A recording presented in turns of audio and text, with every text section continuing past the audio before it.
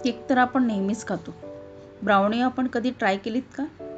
तर चला मग आज आपण ब्राउनीची रेसिपी बघणार आहोत। ह्यासाठी मी डार्क चॉकलेट घेतली आहे, तिला छान चॉप करून घेतलं आणि तिला एका काचेच्या कंटेनरमध्ये काढून घेतलं। त्यात मी बटर पण घातलेलं आहे।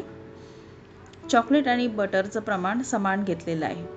इथे 100 ग्रॅम चॉकलेट तर तेवढंच 100 ग्रॅम बटर पण घेतलेलं आहे। हे दोघेही व्हिडिओमध्ये दाखवल्याप्रमाणे मेल्ट करून घ्यायचे आहेत।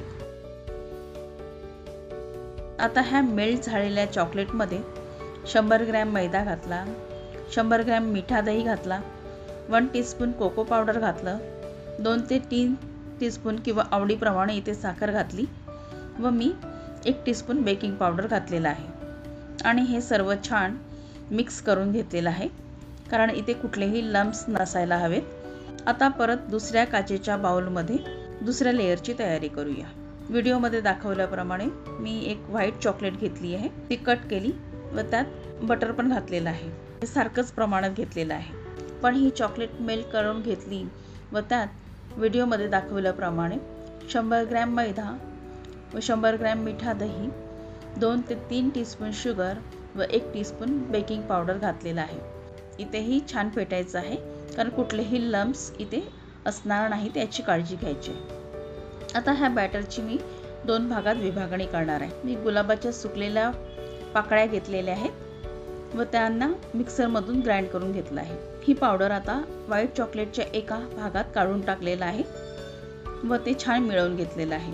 इथे पण कुठलेही लम्प्स नसायला हवेत। आता केक पॅन घेऊन त्याच्यात मी पॉर्चमेंट पेपर घेऊन घेतलेला आहे, त्याला छान बटरनी ग्रीस करून घेतलेला आहे। आता केक पॅन मध्ये सुरुवातीला डार्क चॉकलेटची लेयर घालायची व त्याला छान सेट करायची आणि त्याच्यावर आपण चॉको चिप्स घालायचे। त्यानंतर दुसरी लेयर असणार व्हाईट चॉकलेटची। दुसरा बॅटर घातला, त्यानंतर आता डॉट्स देऊन ते छान टूथपिकनी फिरवून घ्यायचे व हा पॉट प्रीहीट केलेल्या पॉटमध्ये ठेवून द्यायचा व तो मंद आचेवर शिजायला ठेवायचा। साधारण हे शिजायला 40 ते 45 मिनिटे लागणार किंवा तुम्हाला कमी पण वेळ लागू शकतो। थोडी थंड झाल्यावर त्याचे पीसेस कट केलेत। सर्व पीसेस छान शिजलेली आहेत। आता ही ब्राउनी तुम्हाला कशी वाटली ही रेसिपी कमेंट्सद्वारे नक्की कळवा। माझ्या रेसिपीला लाईक करा व माझ्या चॅनलला सबस्क्राईब करायला विसरू नका। बाय।